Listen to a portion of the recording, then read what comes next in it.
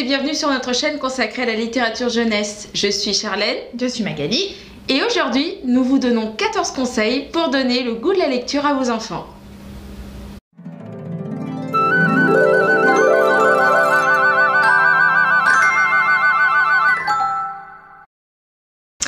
Aujourd'hui, on se retrouve donc pour vous donner 14 conseils pour donner le goût, l'envie de lire à vos enfants. Alors, ne vous attendez pas à un truc magique non plus, il n'y a pas de recette miracle. Ce sont des petites astuces pour essayer de développer cette appétence de la lecture. Et voilà, on y va, c'est parti. C'est parti. Conseil numéro 1. Donc, notre conseil numéro 1, le plus important, le Graal du conseil. Vous êtes prêts? Vous êtes prêts? Foutez-leur la paix. Oui, c'est le conseil le plus important.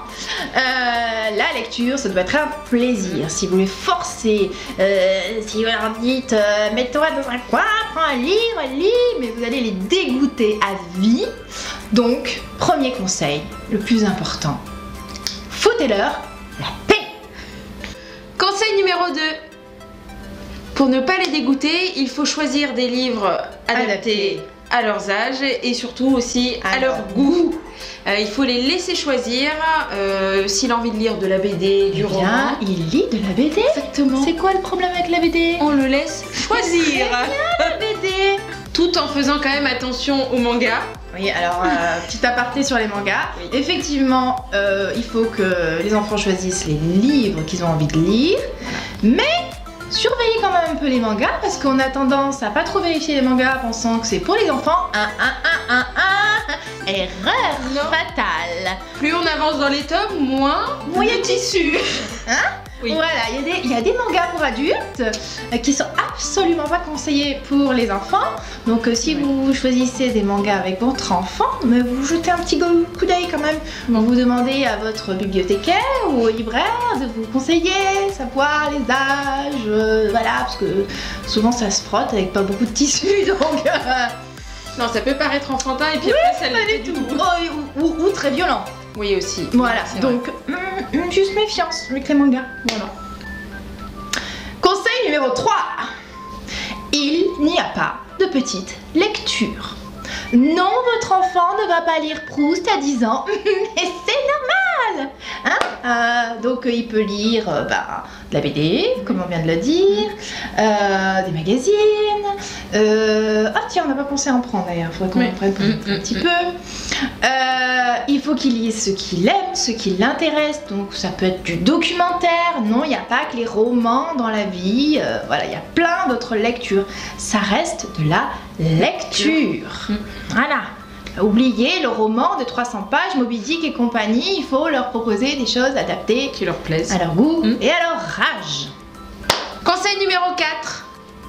Pour que l'enfant développe son appétence, il faut que l'objet livre fasse partie de son environnement, de son quotidien depuis tout petit. Dès l'âge de 2 mois, vous commencez à lire des livres. Quand ces phases d'éveil sont un peu plus importantes, donc des petits livres animés type... Non, on en a un là. Comme par hasard. Genre des petits livres comme ça. On vous fera une vidéo bientôt sur les livres pour les bébés. Les tout petits, les moins de 3 ans on va dire. Voilà, des petits livres animés, des petits livres qu'on vous réserve pour la prochaine fois. Et plein d'autres. Donc oui, en gros l'idée de ce conseil c'est vraiment qu'il faut que le livre il arrive pas à 6 ans. Il faut qu'il arrive tout de suite dans sa vie, qu'il fasse partie de son quotidien. C'est quelque chose qu'il voit, qu'il puisse manipuler très tôt. Faut désacraliser le livre quoi. Voilà. Conseil numéro 5. Donc on continue avec l'idée que le livre fasse partie de son quotidien, je vais y arriver. La bonne idée c'est de lui installer un petit coin à lui, un petit coin lecture. Ça peut être dans sa chambre, ça peut être dans le salon, ça c'est après chacun fait comme il a envie, hein, selon son mode d'éducation. Un petit coin lecture, une petite étagère, un petit caisson à livres, ce que vous voulez, un petit tapis, un petit coussin, un truc un peu cocooning pour qu'il ait envie et chaque fois qu'il a envie justement d'aller chercher un livre et bouquiner. Voilà, que ce soit accessible et facile. Conseil numéro 6. Offrez-lui des livres aux anniversaires, à Noël. Pas obligé d'avoir que des jouets à Noël, hein. Un livre à Noël, c'est bien. Enfin, un livre et des jouets. Il faut que les deux soient aussi bien l'un que l'autre et que ce soit un moment joyeux, que ce soit associé à des choses positives, qu'on ouvre, voilà, le dernier jouet à la mode et un petit livre. Donc, c'est bien aussi. Et puis que dans les magasins aussi, pareil, quand on va faire les courses, on peut dire, si tu veux, prends un livre, choisis ce que tu as envie. Dans les limites de ses moyens, évidemment, hein, parce que les livres, ça coûte cher aussi. Voilà, que ce soit toujours, allez, vite, allez, dépêche-toi, choisis un truc. Que ce soit quand même joyeux. Mais que ce soit un moment agréable. Conseil numéro 7. Allez à la bibliothèque, à la médiathèque de votre commune ou de la commune d'à côté s'il n'y en a pas. Inscrivez-le pour qu'il puisse voir d'autres enfants lire, d'autres adultes aussi. Le mimétisme, ça fonctionne très bien quand ils sont tout petits. Et puis à la médiathèque, l'avantage c'est qu'on peut emprunter plein de livres. Qu'on n'aurait pas forcément acheté parce que forcément voilà ça coûte cher dans le commerce, donc il va pouvoir aller vers des choses qui ne seraient pas allées spontanément. Il va faire des essais-erreurs, oui bah ça j'aime pas, il va affiner ses goûts, il va voir, voilà, on peut tester plein de choses en bibliothèque ou en médiathèque, donc allez à la bibliothèque. Et souvent pour les enfants c'est gratuit, donc faut y aller. Conseil numéro 8. Allez aussi dans les librairies, observez votre enfant, voir ce qui l'attire, ce qui l'intéresse. Spontanément, vers quoi il va en premier. Demandez aussi des conseils aux libraires, ils sont là. Vérifier les nouveautés. Donc la librairie, c'est un lieu culturel important quand même et ça peut donner plein d'idées. Lecture, pareil, on n'aurait pas pensé spontanément. Non. Souvent les documentaires, ils sont quand même super beaux et bien mis en avant en librairie. Et souvent les parents, ils pensent pas aux documentaires. Au documentaire. Conseil numéro 9. Montrez l'exemple. Le mimétisme est très fort chez les jeunes enfants, donc c'est important qu'ils vous voient lire, même si vous ne lisez pas des romans, vous pouvez lire des magazines, des revues. Si vous en avez dans les toilettes, mettez-en aussi pour lui, parce que c'est vrai que c'est toujours dans les toilettes, souvent qu'on voit les revues. Donc voilà, montrez l'exemple, il faut que le livre, toujours pareil, il faut qu'il fasse partie de son quotidien, qu'il soit un membre de la famille, j'ai envie de vous dire. Voilà, c'est tout. Conseil numéro 10. Multipliez les supports audio pour les enfants dyslexiques. Oui, faut pas hésiter parce que ça peut être vite très difficile pour eux, notamment les livres scolaires. Maintenant, il y a des plateformes et tout, même livres sont gratuits souvent, hein, s'ils sont suivis par un orthophoniste. Donc, le livre audio, ce n'est pas une sous-lecture, ça peut les aider. Ils peuvent même faire écouter le livre audio en ayant le livre physique dans les mains pour les aider, les soutenir dans leur lecture. Donc, faut pas hésiter, le livre audio, c'est utile. On a aussi les livres pop-up. Ouais, les livres pop-up. Super sympa. Les romans illustrés. Les albums aussi sans texte. Oui, ça permet de faire. Et c'est un exercice difficile parce que il faut faire fonctionner ces ménages pour inventer l'histoire en fait. Donc c'est aussi un très bon support. Oui. Il y a plein de choses qui existent. Conseil numéro 11. Ritualiser ses lectures. Les enfants aiment les rituels, ça les rassure, donc on peut faire plein de petits rituels, ça peut être l'histoire du soir évidemment, l'histoire du mercredi à la bibliothèque du coin, le câlin bouquin, on peut inventer plein de rituels, hein, vous n'êtes pas obligé de faire du classique. Surtout, quand vous avez instauré un rituel comme ça, à partir du moment où l'enfant sait lire, faut pas le supprimer, en tout cas pas tout de suite, parce que ça a une connotation affective très forte. Donc l'histoire du soir, les parents ont tendance après à abandonner ce petit rituel quand l'enfant sait lire pour qu'il lise tout seul, pensant bien faire, hein. Sauf que non, ils aiment bien le câlin, ce moment-là, c'est un moment de partage et ça va renforcer au contraire ce lien affectif qu'il aura avec son livre plus tard, puisque voilà, il a eu ces moments avec son parent, donc ça, c'est important. Qu'est-ce que je devais vous dire? Attendez, je lis mes notes hein, parce que à la force, je ne sais plus. Ah oui, pourtant, important, parce que souvent on nous dit oui mais ça fait 20 fois qu'il lit même l'histoire. Ah moi j'en peux plus. Un petit ours brun bah, sur le pot aura la casquette, mais je compatis vraiment, je peux plus le voir, petit ours brun non plus. Mais c'est un autre sujet. Et bah oui, les enfants ils ont besoin de la répétition, surtout quand le livre il va appréhender quelque chose qu'ils appréhendent eux-mêmes. Voilà, si ça tombe pile poil dans quelque chose qui est dans leur évolution psychologique, et bien cette répétition ça va les rassurer, c'est quelque chose qu'ils maîtrisent, et l'histoire ils savent exactement ce qui va se passer, ce qui n'est pas le cas dans la vie. Donc oui, si le loup fait peur et qu'à la fin on sait que ça va bien se terminer, ce qui n'est pas encore le cas dans la vie, eh bien ça fait du bien. Ça, ils le maîtrisent. Cette histoire-là, ils ont besoin de la relire, de la relire, de la relire, de la relire. Ils font aussi un peu ça avec les films, hein. Donc c'est comme ça, c'est insupportable pour les adultes, on est d'accord, mais c'est normal. Donc on y va, on laisse faire et puis on relit l'énième livre une énième fois. Et pareil, mais dans un registre un peu différent, à la fin de la lecture, on ne fait pas d'interrogation écrite. C'est pas... Non, mauvaise idée. Non, on ne fait pas ça. On peut lui demander ce qu'il en a pensé, s'il a aimé, ce qu'il n'a pas aimé, mais on va pas chercher le dico pour faire alors, que vous voulez dire? Non, la dictée de Bernard Pivot, c'est pas possible, hein. On casse toute la magie du livre. Pareil, on ne coupe pas sa lecture. Quand on lit l'histoire, on la commence, on la termine et après on en parle. Mais on n'arrête pas sa lecture pour faire... Que veut dire ce mot? Tu le connais? Tu le connais pas? Non, on casse toute la magie du livre. C'est... Oh, faut pas faire ça, faut pas faire ça, faut pas faire ça. Conseil numéro 12. Challengez-vous. Quand votre enfant est plus grand, vous pouvez organiser des challenges lecture. Faire des concours. Voilà. Si vous voulez des exemples, vous pouvez en trouver sur YouTube en tapant par exemple le Cold Winter Challenge. Pumpkin Challenge. Voilà, il faut aussi constituer une pile de livres à lire. Ouais. Et puis... Premier qui a fini sa pile a gagné. Enfin, on peut faire plein de petits challenges si effectivement vous êtes lecteur.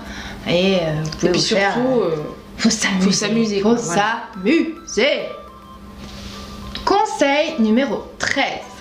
Donc, le conseil numéro 13, c'est pas tellement un conseil lecture, c'est un conseil anti-lecture, comment on pourrait dire ça? On entend anti-écran. Bon, bah en même temps, là, on vous annonce pas un scoop, hein. Si vous voulez qu'ils puissent un peu lire, il faut limiter le temps d'écran. Ben oui, parce que ce temps... Alors attention, les écrans, ça peut être très bien, hein. On n'est pas des anti-écrans. D'ailleurs, on peut lire sur une liseuse. C'est un écran aussi. Bon, bien que moi, perso, je préfère quand même le livre physique, papier. Voilà, j'ai du mal avec la liseuse, mais ça, c'est perso. Mais les temps d'écran... s'il passe 4 heures sur la console, après il est difficile dans une journée de trouver du temps aussi pour lire. Donc limiter le temps d'écran, ça lui permettra aussi de faire autre chose. Donc ça, bonne chance, j'ai envie de vous dire. On ne vous l'apprend pas. Bon courage. Et enfin, conseil numéro 14, respecter ses droits de lecteur. Et puis là, on vous a fait une petite surprise. Oh, la surprise de ouf, quoi. Est-ce que vous connaissez les droits de lecteur de Daniel Pénac? Eh bien, on va vous les dire. Je ne sais pas si vous voyez bien. On a un magnifique livre. Pop-up. Pop-up. Voilà. Je sais pas si on voit bien, mais... Sur les droits du lecteur. Donc, droit numéro 1.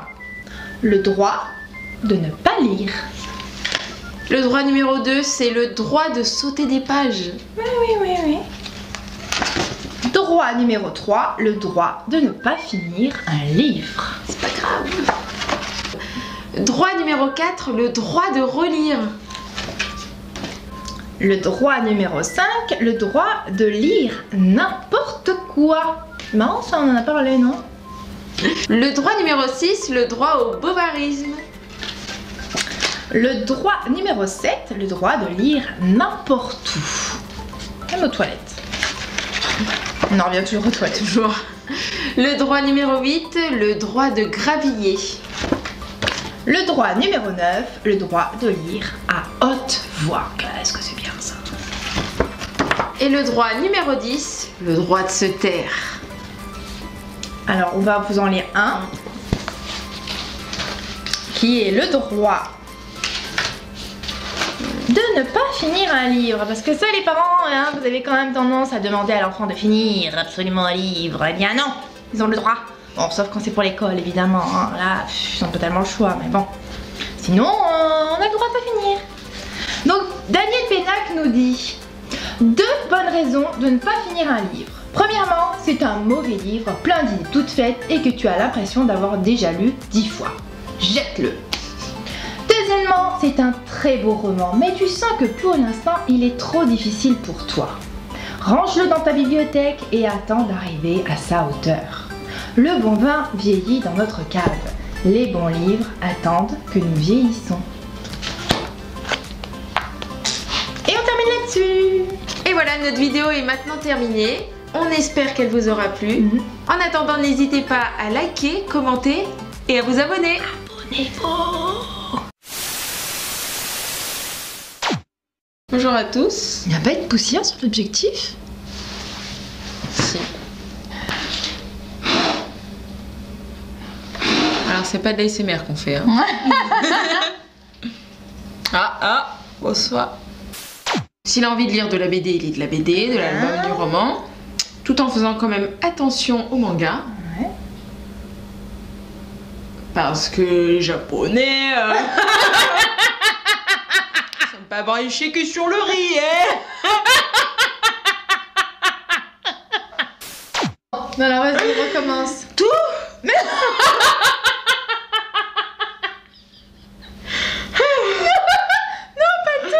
Ok. Conseil numéro 6. On dirait l'autre. Numéro 10. On donner à manger au croco. Non mais t'as pas trouvé? Non. Ah d'accord. Mais maintenant je vais y penser, merci. Allez, on va bisous, hein. Bisous. Allez, salut. Bisous. Attends, je vais faire un bisou. Ah non, arrête, putain, c'est relou. Ah non. Oh là là. Comment elle s'est incrustée. Elle me fait trop rire. Ouais, salut. Ouais. Conseil numéro 7. C'était quoi cette voix? Je sais pas. Mais j'ai rien dit. Montrez l'exemple. Et ben plus ça va, et moins j'ai le mot.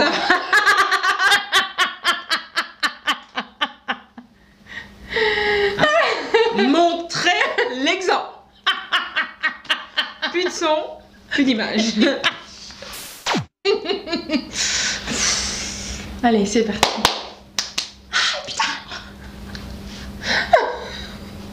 Réfléchis, mais allez.